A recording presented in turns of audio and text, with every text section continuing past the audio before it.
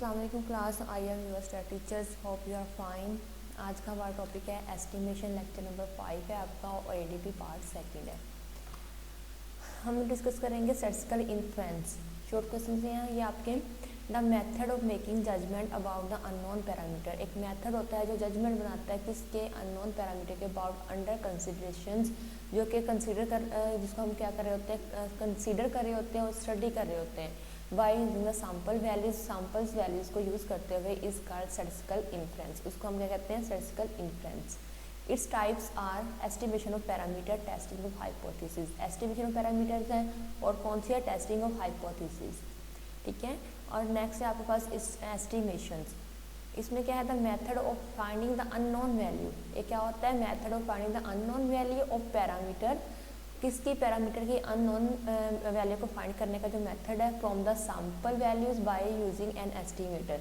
Sample values को क्या करते हैं, यूज़ करते हैं by using an estimator. Estimator क्या होता है, आपके पास फंक्शन होता है और एक फार्मूला होता है। ठीक है।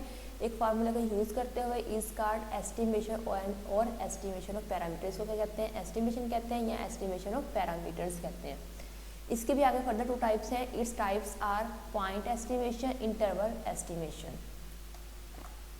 नेक्स्ट है आपके पास point estimation, the method of finding the single unknown value of parameter.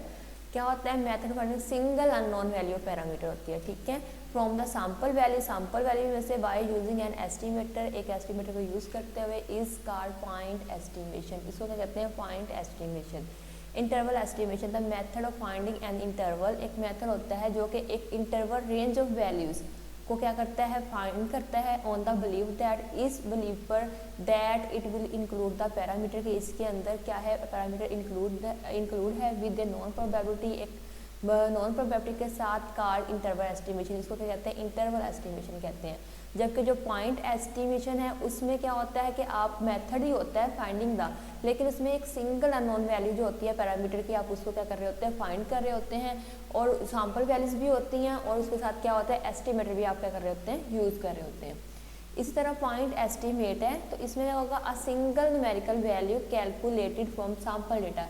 एक सिंगल न्यूमेरिकल वैल्यू होती है, ठीक है, कैलकुलेट करते हैं जिसको हम फ्रॉम सैम्पल डेटा में से by using an estimator is called point estimate. एक फार्मूले को यूज़ करते हुए जो हम एक सिंगल न्यूमेरिकल वैल्यू कैलकुलेट करते हैं सैम्पल डेटा में से, उसको हम पॉइंट एस्टिमेट कहते हैं।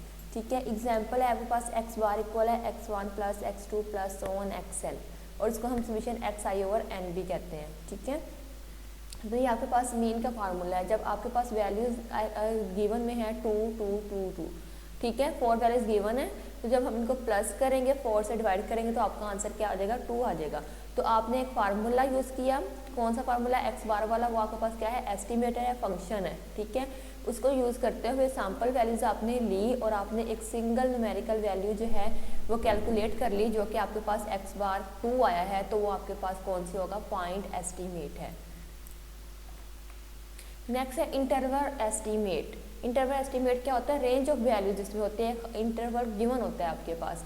N interval calculated on the believe that, एक इंटरवल होता है उसको कैलकुलेट करते हैं इस बिलीव पर that it will include the parameter, के इसके अंदर क्या होता है, पैरामीटर इंक्लूड होता है विद ए नॉन प्रोबेबिलिटी, एक नॉन प्रोबेबिलिटी के साथ, इज कॉल्ड इंटरवल एस्टिमेट। इसको हम क्या कहते हैं, interval estimate. Example, percentage of defective bulb in a factory is from 3% to 5%। अब क्या है कि आपके पास परसेंटेज किसकी, डिफेक्टिव बल्ब्स की इन ए फैक्ट्री, एक फैक्ट्री में जो डिफेक्टिव बल्ब्स हैं, जो ख़राब बल्ब हैं, उनकी क्या है, परसेंटेज है 3 to 5% उनकी है। ये आपके पास क्या होगा, इंटरवल एस्टिमेट होगा, क्योंकि ये एक रेंज ऑफ वैल्यूज उसने दे दिया, एक इंटरवल गिवन कर दिया।